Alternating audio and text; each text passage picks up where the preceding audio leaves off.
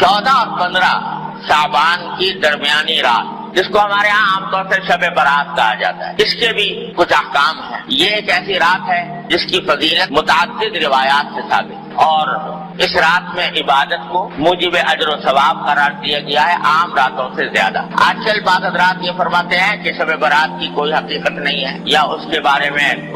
میں کوئی صحیح حدیث سے ثابت نہیں ہے۔ یہ بات درست نہیں۔ حقیقت میں شب برات کی فضیلت 17 صحابہ کرام رضی اللہ تعالیٰ عنہما سے روایت ہے، 17 صحابہ کرام سے، انہوں نے نبی کریم صلی اللہ علیہ وسلم کی طرف سے یہ بیان فرمایا کہ اس رات میں عبادت کرنا فضیلت رکھتا ہے۔ ان میں سے بات روایتیں صنعت کے اعتبار سے کچھ کمزور بھی ہیں، لیکن مجموعہ ان تمام روایتوں کا 17 روایتوں کا یہ بے اصل اور بے بنیاد نہیں۔ اس لیے علماء محققین کا کہنا یہی ہے کہ شب برات یعنی 14 اور 15 کی درمیانی شب یہ خصوصی فضیلت رکھتی ہے، اور اس میں عبادت کا اہتمام کرنا، نمازوں وغیرہ کا، نفلی نمازوں کا، یہ مسلمانوں کو اس کا اہتمام کرنا چاہیے۔ اور اس میں بعض روایتوں سے معلوم ہوتا ہے کہ اللہ تبارک و تعالیٰ کا منادی اس رات میں آواز لگاتا ہے کہ الا حل من مستغفر فاغفر لہ، سنو کیا کوئی ہے جو اپنے گناہوں کی مغفرت مانگنے والا ہو اور میں اس کی مغفرت کروں۔ حل من مبتلا فاعافیہ،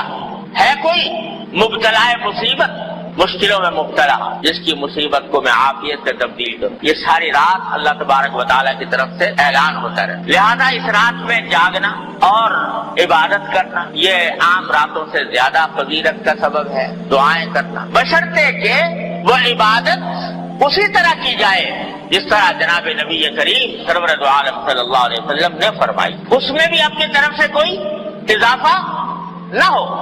جیسا ابھی میں نے بتایا، مثالیں دی آپ کو کہ اپنی طرف سے اضافہ کوئی شریعت میں مقبول نہیں۔ کل محدثۃ بدعہ وکل بدعۃ ضلالہ، ہر نئی بات جو انسان دین میں پیدا کرے وہ بدعت ہے،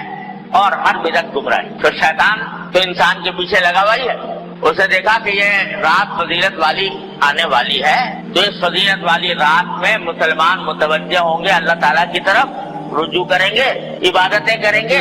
دعائیں مانگیں گے، تو میرا تو گھاٹا ہو گیا۔ لہذا اس نے ایسے ایسے طریقے ایجاد کروا دیے کہ لوگ جو ہے عبادت سے ہٹ کر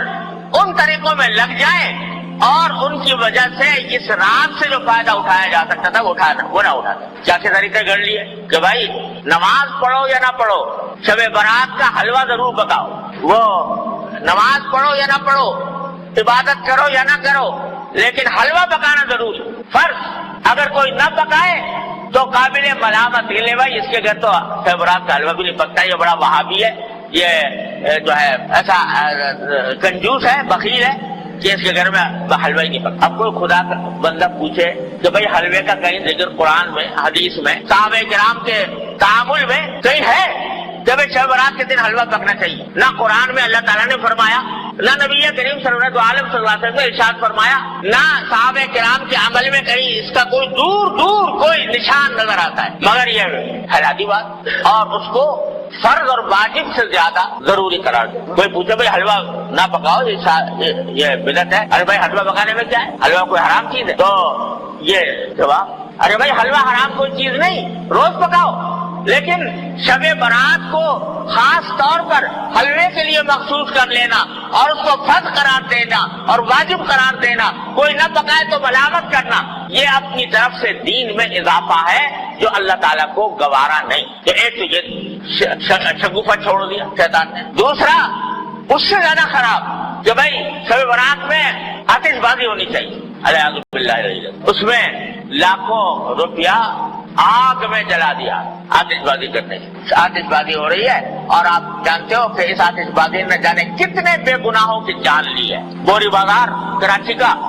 آج بھی گواہ ہے اسی شب برات کی آتش بازی کی ہلاکتوں کا گواہ ہے کہ کس طرح پورا کا پورا بازار جو ہے وہ نظر آتش ہو گیا، جل کر بھسم ہو گیا۔ اب پھر بھی وہ بات ہے کہ نہ قرآن میں، نہ حدیث میں، نہ صحابہ کرام کے تعامل میں، نہ بزرگان دین کی وصیتوں میں کہیں بھی نہیں اپنی طرف سے شب برات کے ساتھ آتش بازی کا شگوفہ چھوڑ یہ شیطان۔ حلوہ پکانا تو چلو بھائی عام دنوں میں جائز تھا، حلال تھا، یہ آتش بازی جو ہے تو عام دنوں میں بھی اس طرح آتش بازی کرنا کہ جس میں پیسے کا ضیاع ہو، جس میں جانے ضائع ہونے کا اندیشہ ہو، یہ تو عام دنوں بھی حرام ہے۔ تو اس مبارک رات میں جس میں اللہ تعالیٰ گناہوں کی مغفرت مانگنے کو فرما رہے ہیں، جس میں دعائیں مانگنے کے لیے فرما رہے ہیں، اس میں یہ کام کرنا تو اتنی بڑی بری بات ہے کہ یہ چھوڑ دیں۔ تیسرا یہ کہ بھائی یہ راتیں جو ہوتی ہیں جس میں جاگنے کا حکم دیا گیا ہے عبادتوں کا، اس کا اصل طریقہ یہ ہے کہ آدمی براہ راست اپنے پروردگار کے ساتھ رابطہ اور رشتہ قائم کرے، تنہائی میں،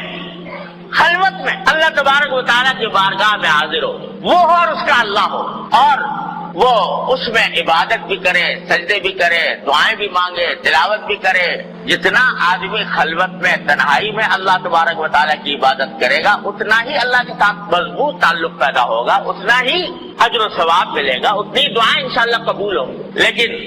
بعض اوقات یہ بھی ایک قصہ کھڑا ہو گیا کہ اس میں جلسوں کا سلسلہ شروع ہو گیا، جلسے ہو رہے، راتیں جو ہیں وہ جلسے کی انتظامات ہی میں صرف ہو رہی ہیں، کھانے پک رہے ہیں، دیگیں چڑھ رہی ہیں، دعوتیں ہو رہی ہیں، تو نتیجہ یہ کہ وہ اوقات جن کا لمحہ لمحہ قیمتی تھا وہ جلسوں کے انتظامات میں صرف ہو رہا ہے، دیگیں چڑھ رہی ہیں، کھانا پک رہا ہے اور لوگ دعوتیں کر رہے ہیں۔ ارے بھائی، یہ اللہ نے رات عطا فرمائی ہے، یہ اس کا جتنا بھی حصہ موقع مل جائے، اچھا تو ہے کہ پوری رات پوری نہ ہو سکے، جتنا موقع مل جائے گوشہ تنہائی میں اپنے اللہ سے رابطہ قائم کرو، جیسا کہ نبی کریم سرور عالم صلی اللہ علیہ وسلم فرمایا۔ تو اس میں نمازیں، نفل نمازیں پڑھے، لمبی لمبی صورتیں اگر یاد ہیں وہ پڑھے، دعائیں کریں، مناجات مقبول دعائیں، سب نبی کریم صلی اللہ علیہ وسلم کی دعائیں ہیں وہ کریں، اپنے ذات کی دعائیں کریں۔ آج پوری امت مسلمہ ایک عظیم آزمائش میں مبتلا ہے، اور ہمارا ملک خاص طور پر گھرا ہوا ہے، تمام چاروں طرف سے خطرات اور فتنوں میں گھرا ہوا ہے۔ اس کے لیے دعا کریں اور اللہ تبارک و تعالیٰ سے مانگیں، اس کام میں اس رات کو صرف کرنا چاہیے۔ اللہ تعالیٰ اپنے فضل و کرم سے ہم سب کو اس کی توفیق عطا فرمائے۔ اور بھائی اس کے بعد اگلے دن جو ہے یعنی 15 شعبان، اس کے روزے کے بارے میں کوئی حدیث صحیح نہیں۔ یہ جو مشہور ہے کہ اس رات کا، اس دن کا روزہ رکھنا جو ہے وہ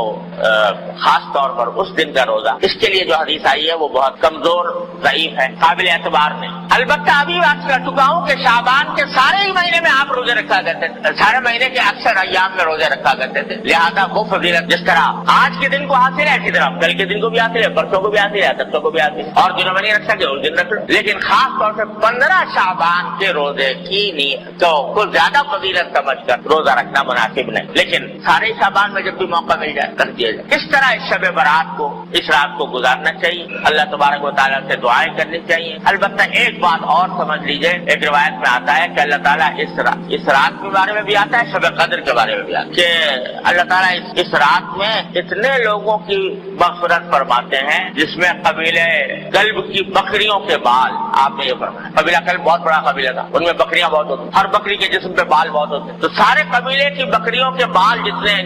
ہیں اتنے انسانوں کے لگا مغفرت ہوتا، مگر فرمایا 2 آدمیوں کی مغفرت نہیں، اللہ بچائے۔ ایک وہ جو کسی مسلمان سے کینہ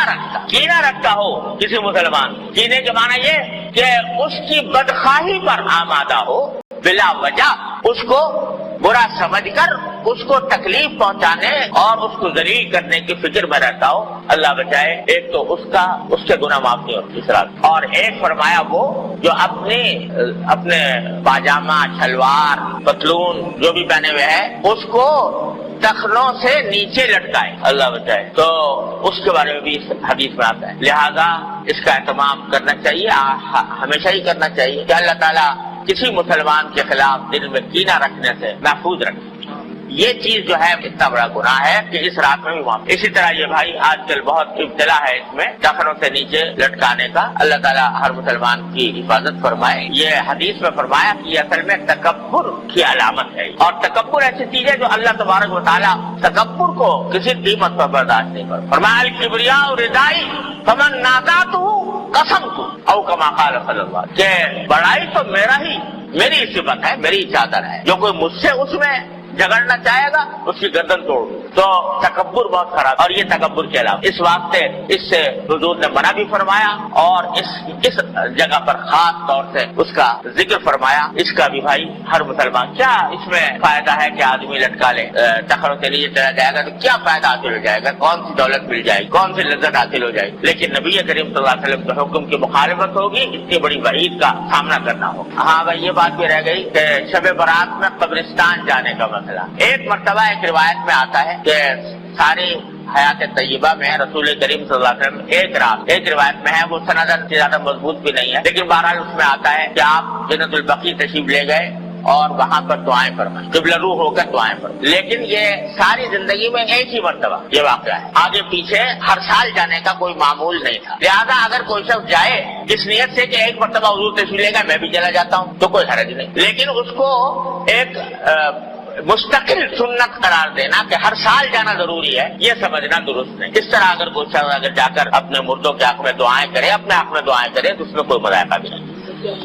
نہیں، نہ موم بتی نہ اگربتی، سب ایمان کا نور چاہیے، موم بتیوں اگربتیوں کا نور. اللہ تبارک و تعالیٰ اپنے فضل و کرم سے، اپنی رحمت سے ہمیں اس راہ سے صحیح فائدہ اٹھانے کی توفیق عطا فرمائے، اور اس میں اللہ تعالیٰ کی رحمتیں اور برکتیں جمع کرنے کی توفیق عطا فرمائے، اور اپنے غضب اور اپنی ناراضی کے